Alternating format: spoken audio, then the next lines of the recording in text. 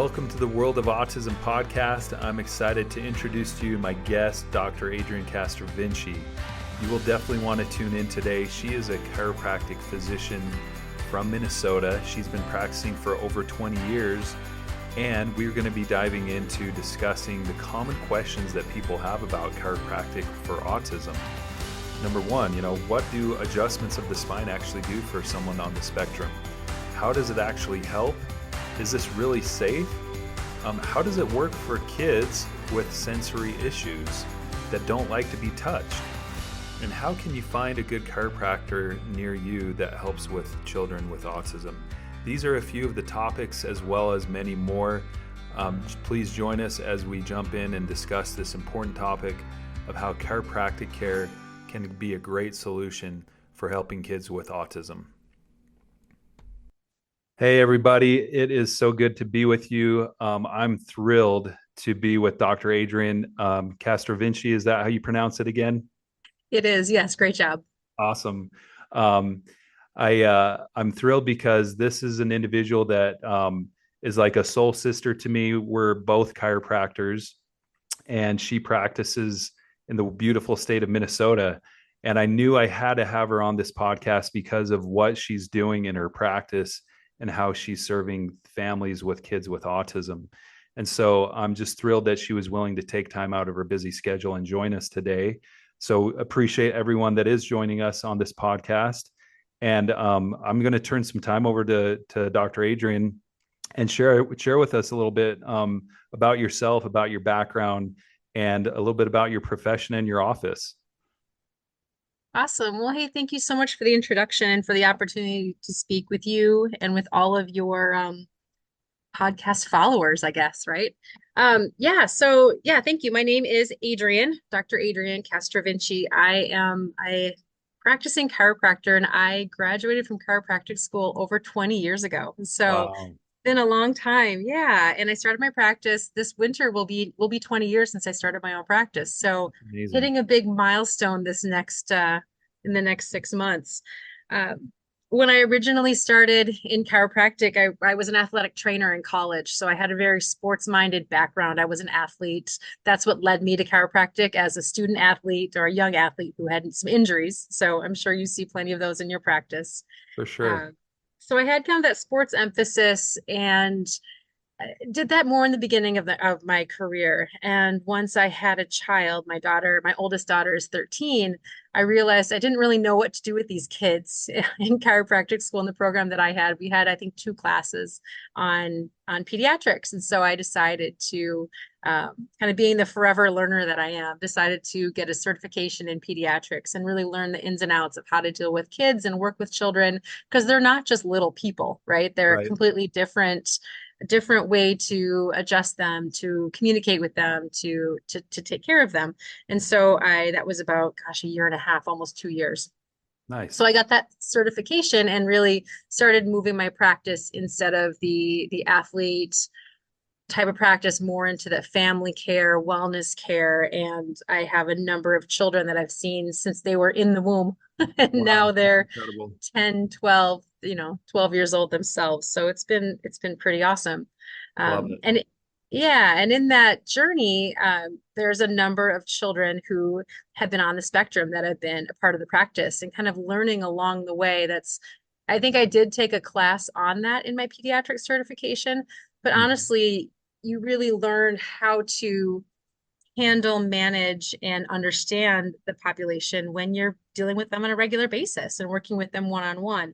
And so I've learned a lot of really, I think, wonderful techniques and different, different ways to customize my care for that special population. Yeah. Um, Yeah, and then now, as you know, I've learned how to do muscle testing and quantum nutrition testing. That's been a newer addition to the practice. So within the last 2 years, throughout my own health journeys, kind of led me to learning how to help patients with their more internal issues and For figuring sure. out the root causes of their issues.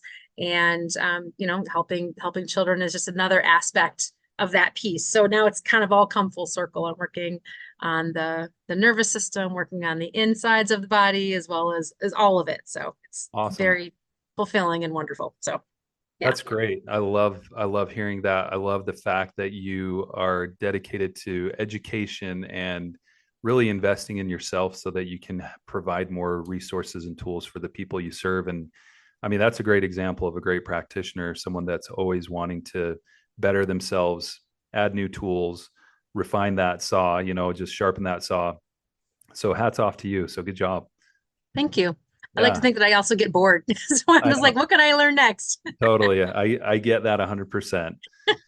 Now, Dr. Adrienne, I know that some people would be like, wait, chiropractic can be used on kids? Like, how do you go about responding to those types of questions?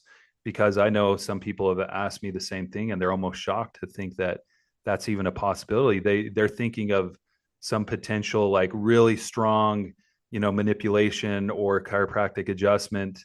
And they're like, how in the world are you going to do this with kids? So could you maybe share with our audience a little bit about chiropractic and the pediatric space individuals that you work with, and how that would look like if someone were to bring their child in? What does that look like, even? It looks very different from an adult. Yes. That's usually the first thing I say too. And I get those same kind of responses. It's like, well, how do you adjust a baby? I'm like, not at all like I adjust you.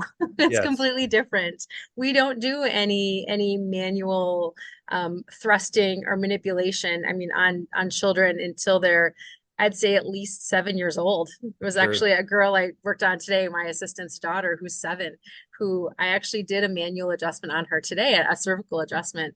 And she's like, "You've never done that before." I'm like, "Because you weren't old enough." Yeah. And she's like, "That feels really cool." Nice. But I've been working on her since the day literally the day she was born. So yeah, I mean with children, their bones aren't formed. They're not, I mean they're formed, but they're not solid. They're just little packages of cartilage, Right. essentially.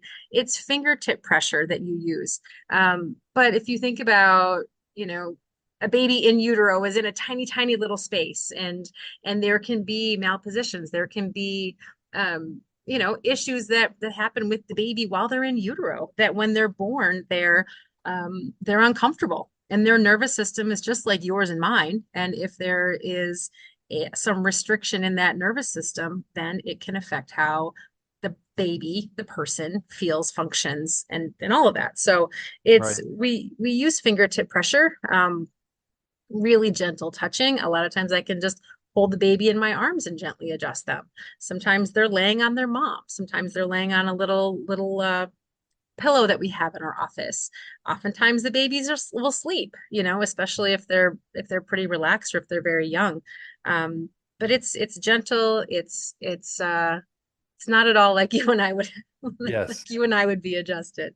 for sure. But the results that I see, like I said, if the nervous system is is stressed, then a baby can be colic or can be crying. Babies experience pain, and their way of communicating is to cry. So, Yeah. I've seen hundreds of babies just that are upset and unable to soothe and unable to nurse, and we do a handful of adjustments with them, and they're a completely different baby. It's game changing for the That's family. awesome. That is so Yeah. cool. And something that I think would be really important to share is the philosophy behind chiropractic, and share a little bit more of why would anyone consider not only just a baby but even their child that might be on the autism spectrum, or just themselves, because I mean there's probably a lot of parents out there that maybe are listening to this and they've never ever seen a chiropractor. Tell us a little bit more of what is the great value in receiving chiropractic care, and how could that benefit, of course, any individual, but let's kind of go into the benefits for someone on the spectrum. The kind of the main premise behind chiropractic is, the body will heal itself, right?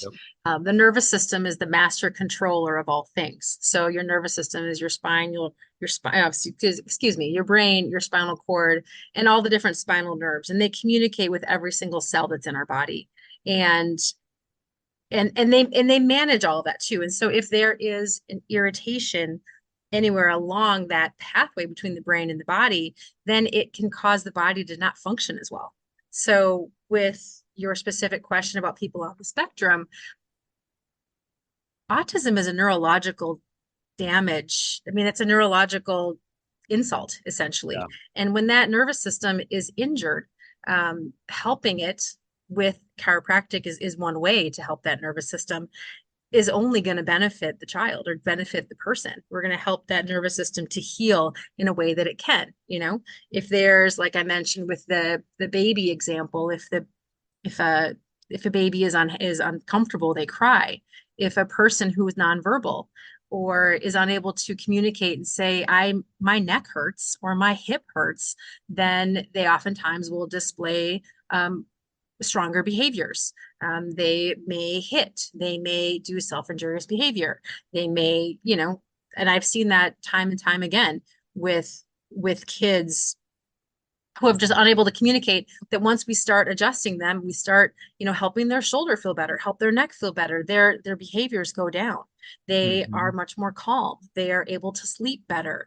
They're able to function better. They're happier. So those are all extremely positive things that we can help to influence them in a really good way. So, That's awesome.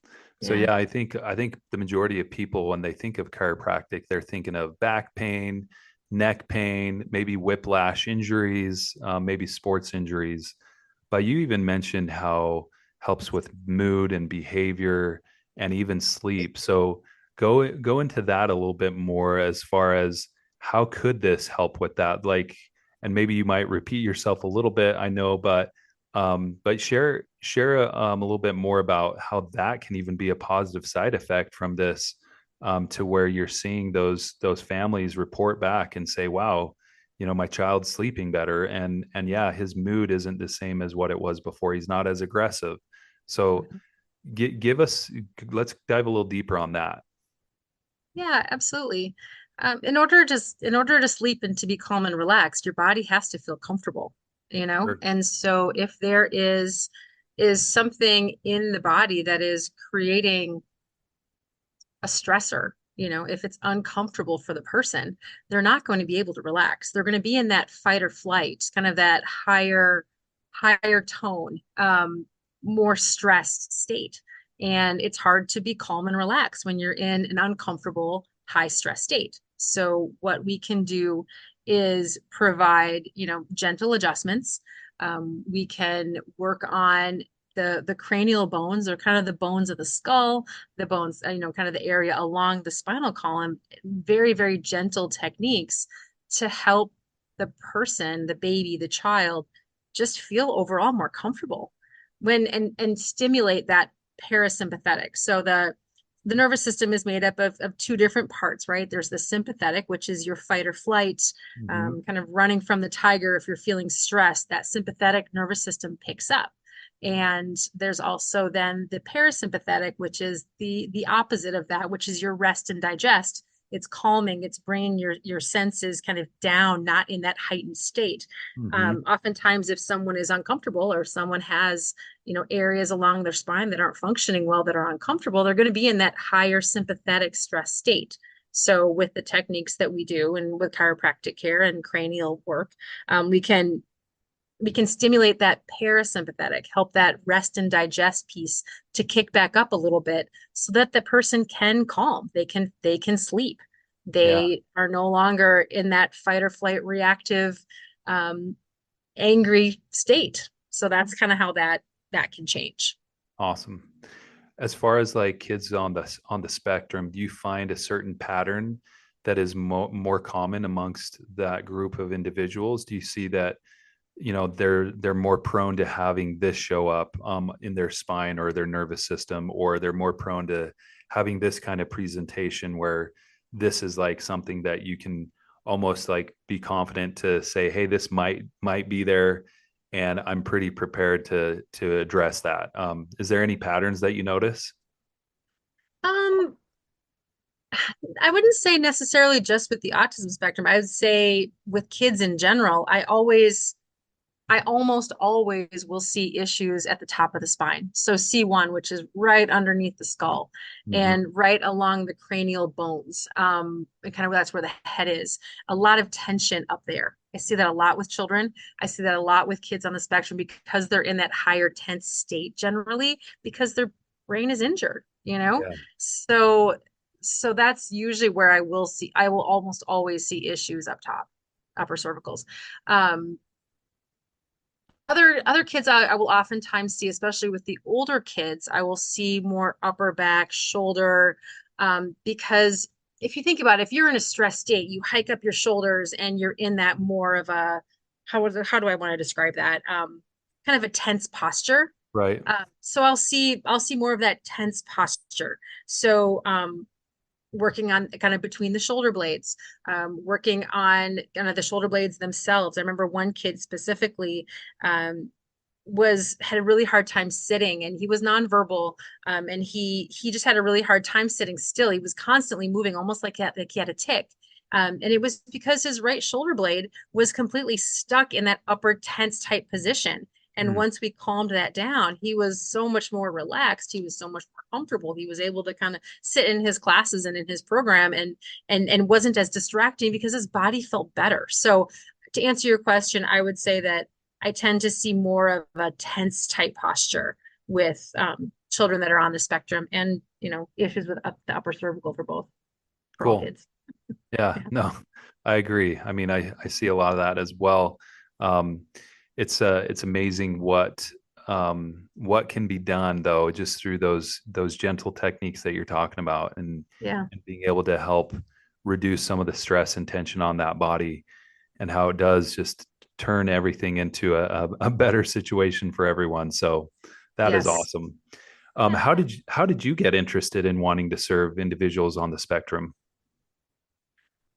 I don't think it was specifically a choice. I just had patients and families that came in, and I was very open and accepting and found a way to help them because the parents are doing everything and they're very stressed themselves. And if I can find something that can help them and help the child, it just made me it just felt good, So it wasn't something I was like, hey, let me look into this population and see how I can best serve them. It just kind of showed up in my office Sure. and it just felt good. I Cool. saw what it did. That's awesome. Yeah. That's great. As far as like adjustments, we've talked about sleeping, we've talked about pain, we've talked about behavior. Are there any other elements or symptoms that you see that have improved on top of those with chiropractic care for kids on the spectrum, or for anyone in your office? I think we mentioned a lot of really good benefits and good things that I see. The one thing you didn't mention is kind of immune system function.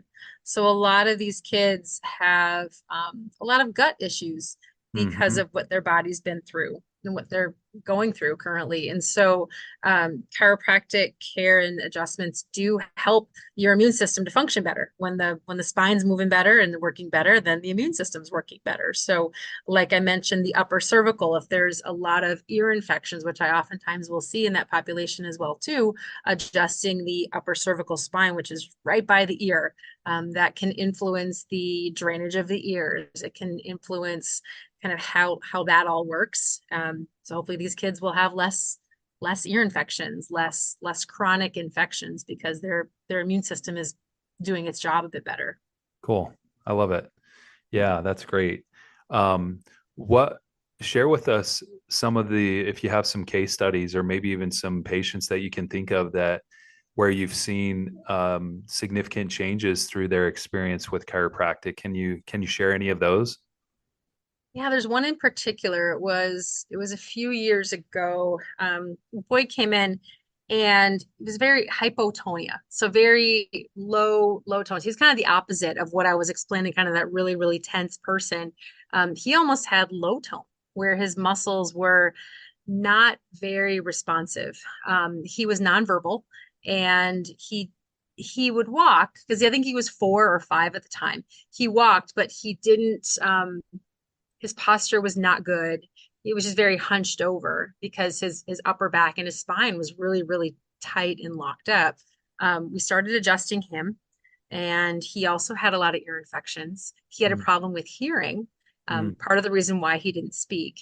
mm. And we started adjusting him. He started speaking. They're like, wow, his therapists are like, why is he talking all of a sudden? I'm like, because it's working. That's His nervous awesome. system's working. He started speaking. He started standing up more straight. He started reaching milestones in his PT and in his OT that he'd been kind of stuck at for a while. So I turned into a completely different kid. He was That's happy. He was, kind of just almost like thriving. Obviously still had his challenges, but he was a very different kid about, a month in. that's amazing. So one in particular. The other one that comes to mind as well is the shoulder one. I kind of mentioned him already, just Yep. had a really difficult time focusing, and he was also nonverbal too, and made a big difference with his just ability to concentrate. Another little boy doesn't have autism specifically, was born with craniosynostosis, where his cranium was fused at birth, and Okay. so he had a brain surgery essentially, I think at 2 months old, to because the sutures were fused to basically open that up. So he has some cognitive delays. I started seeing him, I think, at 4, and I still see him now. He's 14, and Awesome. and he's huge. He's so big. He's like a grown man. But he has some cognitive delays. But when he was little, his mom would bring him in because he had the wiggles. Like that was his big thing. He was very difficult to focus, hard time sitting still, just constantly moving. We started working on him, and she noticed that he was so much more calm after his adjustments. And we would see him weekly. And then we go to a place where we got kind of go every 2 weeks because she knew that it was time because he was starting to get the wiggles back again. So Yep. kind of an example of helping him calm. Now I see him once a month. He's an alpine skier. He's great. He's That's definitely got, incredible. an IEP for some learning stuff at school, but he is a phenomenal kid, super healthy, and getting adjusted for over 10 years. I love So, that. yeah. How I know a lot of people are concerned with the idea of touching, like especially individuals on the spectrum. They're like, parents I know get scared and concerned and like, oh, how is my child going to tolerate someone touching their head or their neck or their back? Because I know there's some kids on the spectrum where this sensory overload can be something that really can be problematic or something they just try to avoid, or maybe Mhm. they just don't like it. But share with me how you work through individuals like that might be more prone to maybe at least maybe their parents have said like, hey, I don't know if they'll allow you to touch him or touch her. Tell us some of your experiences as far as how you can help with someone like that, or what you've noticed with those types of people.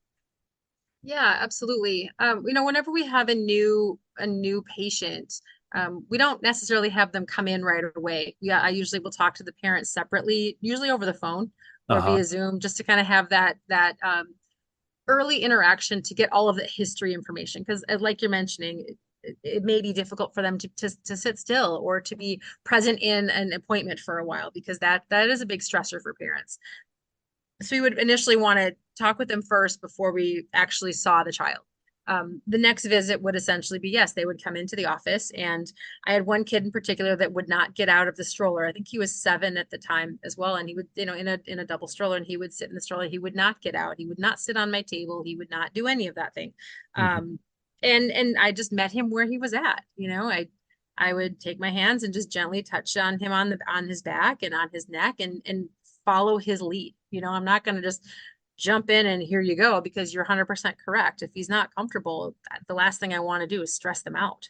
So it's meeting them where they are. If it's just coming in and talking to them first, and maybe I put my hand on their head a little and maybe see how they tolerate it. It's just try a little bit. But this kid, I know he had to come back. I don't think I even touched him on our first visit. We talked about the things. I watched him, observed. And then I think the next visit they came back in, and then he was a little more comfortable. So it's meeting them where they're at.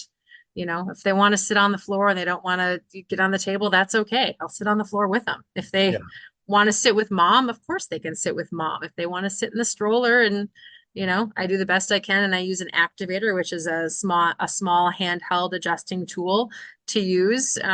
That's what we ended up doing with him, and he tolerated it really, really well once he was comfortable with me touching him. You tread lightly and you meet them where they're at. Awesome. Everyone's different. Yeah, there's no one That's way. I love that. I love that you meet them where they're at. That's so important because otherwise it could turn into a bad experience, right? And Yes. where if they're feeling forced or feeling like uncomfortable, but it sounds like you handle it perfectly. And I know that's possibly one of the reasons why some parents might be hesitant to even Mhm. consider chiropractic is for those reasons, is feeling like, oh shoot, is my child going to have to do something they maybe won't find that's comfortable for them, or that makes them just feel uneasy. Mhm. But this is why it's important to find a good chiropractor like Dr. Adrienne that actually has experience with this and is doing this regularly, because she knows how to help serve these families. So this is awesome. I love it. Well, Um, thank you. what advice would you give parents that are maybe like considering chiropractic and maybe debating whether or not this might be something really useful or worthwhile for them?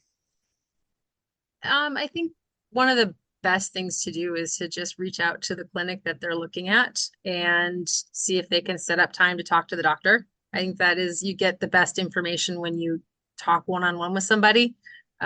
Obviously looking at the reviews and looking at things like that, or talking to their community, and seeing who it is that they see. That's usually what a lot of people will do. It's like, For who do sure. you see? Yep.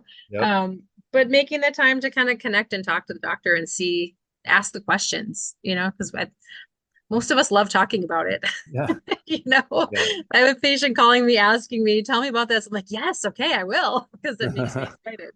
Heck Because I yeah. want to share. Um, that would be my advice. Awesome. No, I think that's great. And as far as like frequency, I know that's another question some parents have as well.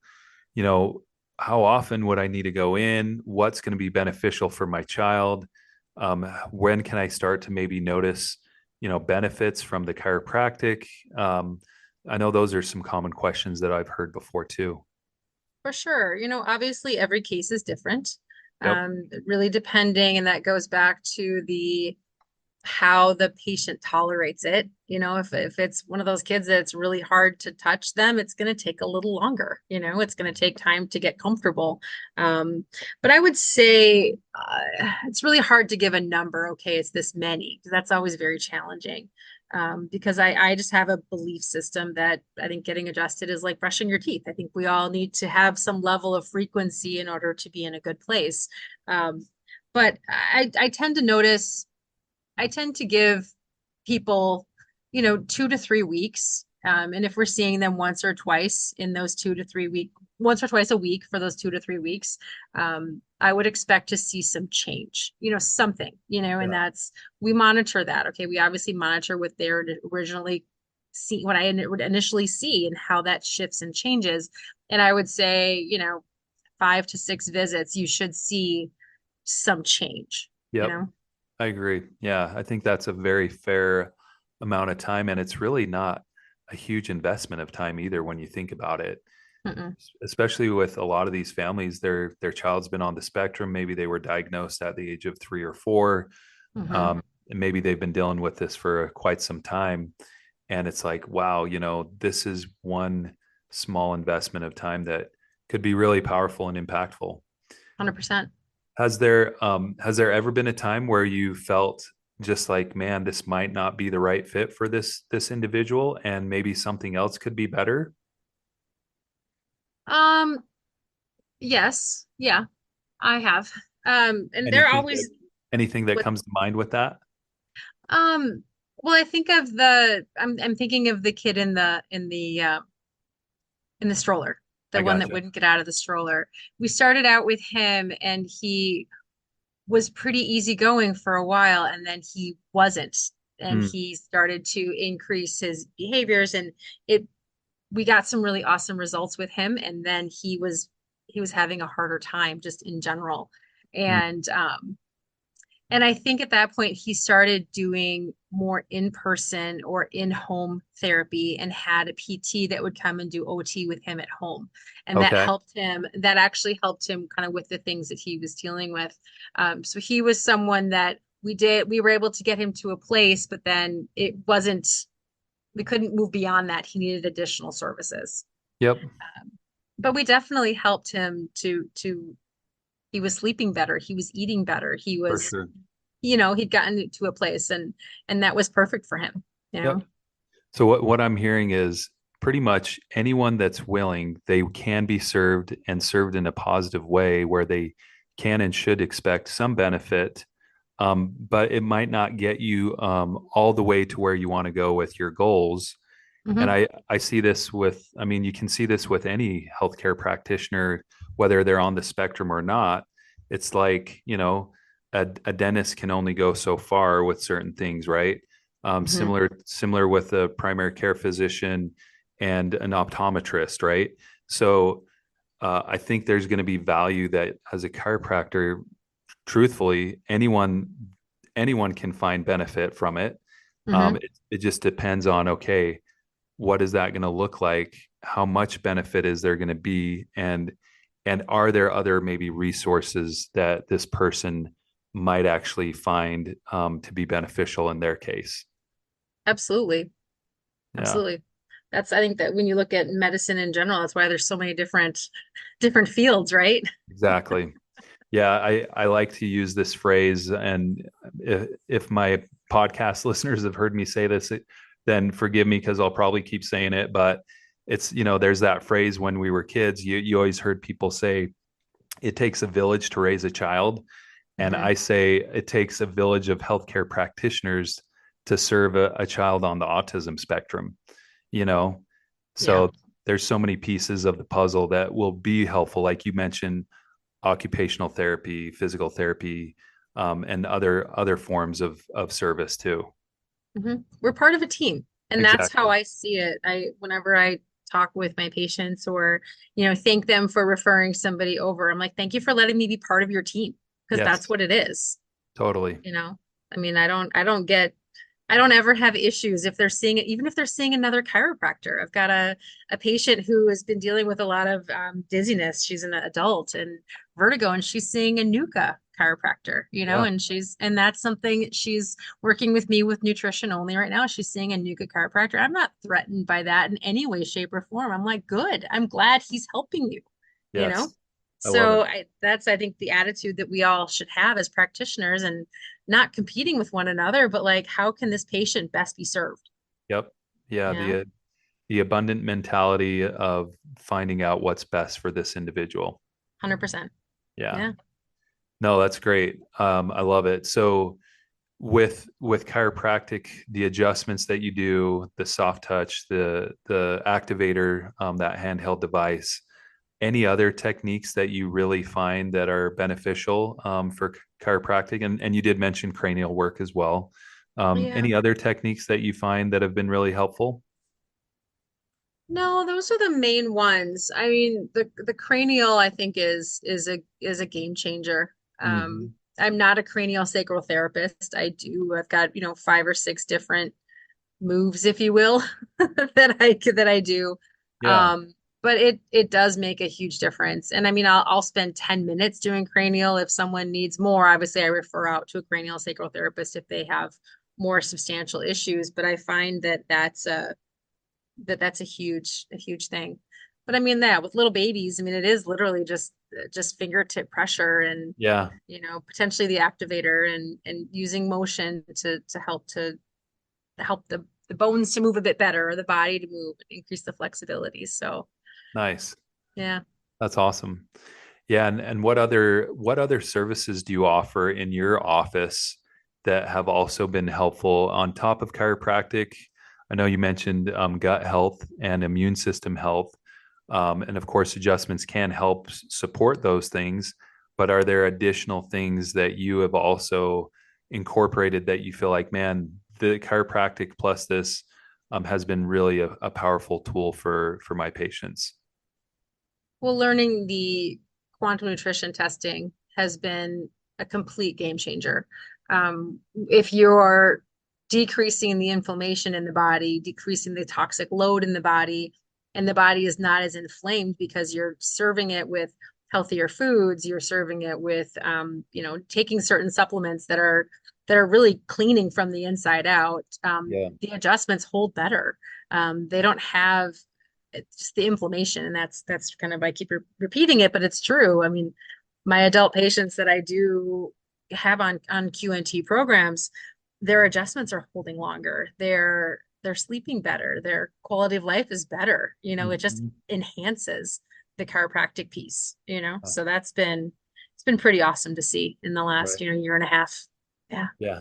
No, I love that. I've seen that as well, with patients in my office. So it is pretty fascinating. How long have you implemented both? Let's see. Well, I've been doing some form of nutrition slash detoxing for quite a while, but utilizing the quantum nutrition has been a little over a year from now, Hmm. and I was doing some other techniques prior to that as well. So it's been fun. It's been neat, and it's something that I feel is definitely you have to do both, right? If you really want to get the best results, you can't ignore it because they go hand in hand. It's very synergistic. I completely agree. That's what I've noticed the most in this last year. Yeah, because doing just nutrition only is really good, Hmm. but then combining that with chiropractic is so much better. And doing Hmm. chiropractic alone is super good, but then combine that with like the nutrition and the detoxing and all that, it's like amazing how it just enhances everything. It's like a big superpower. Yeah, it really is. It's like the Mario Brothers power up, like getting the Yeah, star power. So totally. yes, no, that's awesome. Um, is there anything that we're missing, Dr. Adrian, that we haven't talked about that you feel like would be really important and helpful to share? You know, yeah, I think I will just piggyback on what we just got done discussing. So if we're, really talking about the autism population, they do have a really high toxic load Mhm. oftentimes in their bodies, whether it's metals, whether it's toxins, whether it's, obviously the gut health. A lot of these children and individuals have problems with pooping, with sweating, with lymphatic drainage. Their drainage pathways are clogged. So um, I don't have a ton of experience of the patients doing both QNT as well as Chiro with the autism population. And so I think that is something that, while yes, getting children that are on the spectrum adjusted is huge, um, but implementing these detoxification programs too, I think that will be a game changer for these children, you For know, sure, for really, sure. really addressing both, because there is that level of toxic exposure and that poor gut health that needs addressing. Um, you know, so Yeah, no, that's good. That's and really good. a lot of the supplements that we use are homeopathic, so they're very gentle, they're Mhm. chewable, they're liquid, and I know that compliance is sometimes very tough, but these are good for kids. So there's just a lot of really amazing tools that we have that I think we can really help help these children a lot. 100% agree. Yeah. And I think that's important to remind or help families understand that yeah, it doesn't have to necessarily be just swallowing capsules all the time because there are some liquid formulas that can be really powerful. Hmm. Um, but there's some creative ways you can get stuff into kids too, right? Hmm. So sometimes the capsule might be the best thing, but they can't swallow it. Well, Hmm. there's ways you can open that up and put it in like a little spoonful of honey, or maybe mix Hmm. it in with some juice or whatever. What are some techniques that you've used? Applesauce, Yep. if they're going to do applesauce as well. I've also had them take all mud baths with carboxy. So taking a Okay. bath in carboxy, so it's actually being absorbed in through the skin. So what is Um, carboxy? Some people oh, might not know what that is. oh, yeah, carboxy is a binder from Cellcore Yes. that it looks like charcoal. Yep. It just looks like brown. It looks like mud. Yeah. And it Oh, doesn't that taste as terrible as it looks, but yeah, you can sit in that, for sure. Uh, but using the syringes like the like what you would for a medication, Yep. the liquid medication, those syringes, you can just squirt them into the mouth, Yep. just like Yeah, with what you're saying, if they're unable to swallow. exactly. No, Pills. that's perfect. Yeah, I know. Yeah, I've seen some creative ways. So the syringe is great. Mhm. Yeah, soaking in the bath, mixing it in with their favorite snack, cereal, or juice. Yep. I think grape juice and cranberry juice are good at hiding a lot of things because they're so tart. And they're And dark too, so they don't they're dark. necessarily see the color. Yes, Hmm. exactly. So, but yeah, you gotta get creative. And the key thing that I would encourage parents to remember is that this is basically this supplement is going to work for us for your child. And so it may seem like a fight, it may seem inconvenient, it may seem frustrating, but man, if you can be patient and diligent through that process with Hmm. getting this into your child, because it's going to do so much good. I call my supplements, oftentimes I call them my part-time employees, and they're going to work for me when I'm not with you. And so they're going to do a lot of good when we're away from each other, and it's going to serve you in a way to encourage your body to do the healing it's meant to do. I like that. That's really cool. I never Yeah. thought about it that way. Yeah, that's neat. Yeah. I hire them and I say, okay, you guys go do the job. Take care of this because you're going to do it better than I can. So Yeah, I like that. It's definitely really cool. yeah. Any other things that you feel would be good to touch on? I don't think so. Well, actually, we were talking about digestion as well too, and I'm not sure if we touched on this when we were discussing chiropractic. Um, the all the nerves that go to the digestive organs are located in the low back. Sure. So oftentimes what we'll see kind of with that autonomic nervous system is we'll start adjusting the spine and constipation will improve because it starts the nerves that go from the back go into where the gut and all those areas are. So if we start stimulating and kind of turning on that connection between the brain and the body there, we'll see kids having better digestion. I have a handful of kids that when they came in, they were pretty constipated, and these are not these are neurotypical kids. Um, and this one in particular who I'm recalling, I would adjust him in a week, he'd be great for a week and then he'd start to get constipated again. Then I'd adjust him and it was L1. It was like right there. It was the same one every time. And then now I work on him once every 2 weeks. And now he's like 9, so it's not as big of a deal. But when he was little, mom noticed right away that when we skipped a week or skipped an adjustment, then his constipation came back. So Wow. that is one thing that, if getting supplements is hard, and having, dietary changes are hard, which I understand that they are. Getting adjusted does kind of turn some of that stuff on in the digestive area too. So, For sure. Yeah, I laugh at a memory I had of one of my patients where he came in specifically for low back pain. And on our follow-up appointment, I was checking and I'm like, so how's the low back pain? And he's like, it's doing really good. And by the way, I'm pooping better too. And mhm, I'm like, oh, we never actually talked about that. yeah. But it's just this natural positive side effect, if I guess you could call it that, of helping someone poop better. So it's pretty, Hmm. pretty phenomenal. Again, just giving the body the tools that it needs through chiropractic, through natural, health practices, and letting the body heal itself is just phenomenal. It's so fascinating, and I feel kind of spoiled that we have a front row seat to see these incredible changes with patients every day. It's pretty neat. Yeah, you're absolutely right. Yeah, You're absolutely right. Yeah.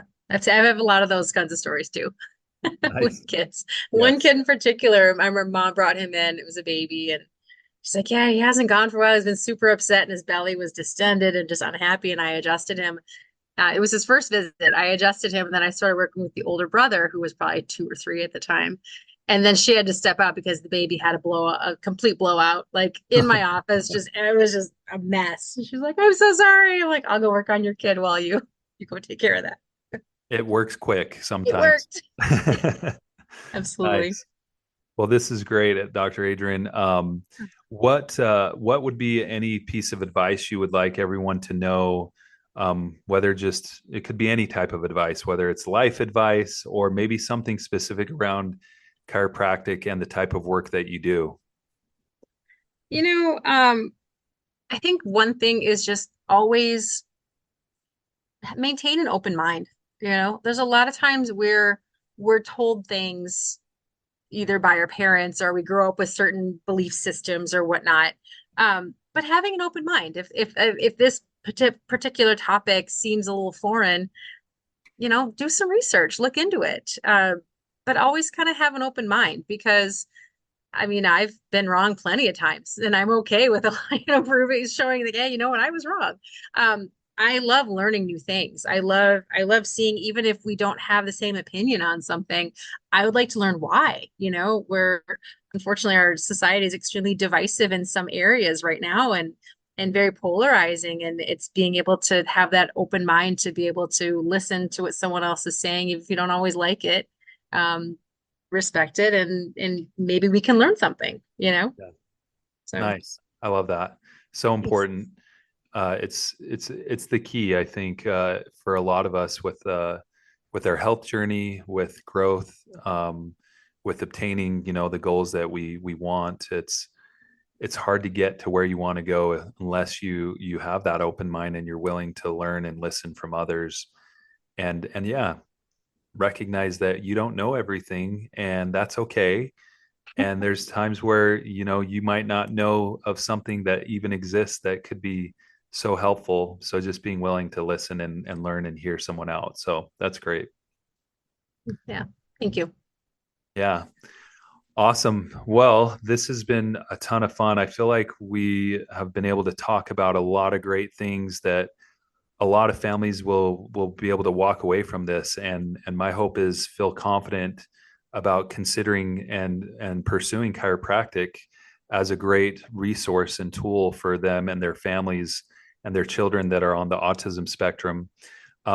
What would be a good way for people that listen to this and that would maybe want to come and visit you? How could they even get in touch with you, Dr. Adrienne, if they wanted to come and see you as a patient? I think the best way would be to just go to our website. It is healthylivingchiropractic.com. And we've got a lot of information on there, just kind of what types of things we offer. You could see a little picture of me on there, and I'm working on a couple of kids. So it's kind of a Yeah. nice website. That would probably be the best thing. You can shoot us an email directly from there. You can set up a new patient appointment directly from there as well. Or you can just call our office if you want to have a conversation. Would love to connect and answer whatever questions I have that you may have Yeah. about chiropractic or any of the things that we do. So Cool. And you are located in Minnesota. Which city are you in? I'm in Eden Prairie, so I'm just a southwest suburb of Minneapolis. Okay. So about 15 to 20 minutes from the city. Oh, nice. Yeah, Good. not too far. Yeah. Awesome. And then also, I know you do a lot of good stuff on social media on Instagram. Do you want to share your Instagram? What is the right word? Instagram Handle? Is it handle. the There you go. Instagram Handle. handle? You can tell I'm an expert at social media. I know, right? As am I. Well, Yes. unfortunately, mine are different because when I started the Facebook one, I started with one, and then I got Instagram and I made a different one, which I guess you're supposed to keep it all consistent. So shame Sure. on me. Instagram is healthy living underscore Cairo. And that's where I post a lot of, I usually post a weekly video and just a lot of other tidbits and nuggets on there. Yeah. Facebook is HLC, I think it's HL Cairo. So at HL Cairo. So And you can always just Cairo. look up. Oh, sorry? I was just going to help people know Cairo is spelled Chiro. Good call. Yeah. So Healthy Living Cairo or underscore Cairo, and then HL Cairo. Cairo. Okay, at Facebook. Okay. Awesome.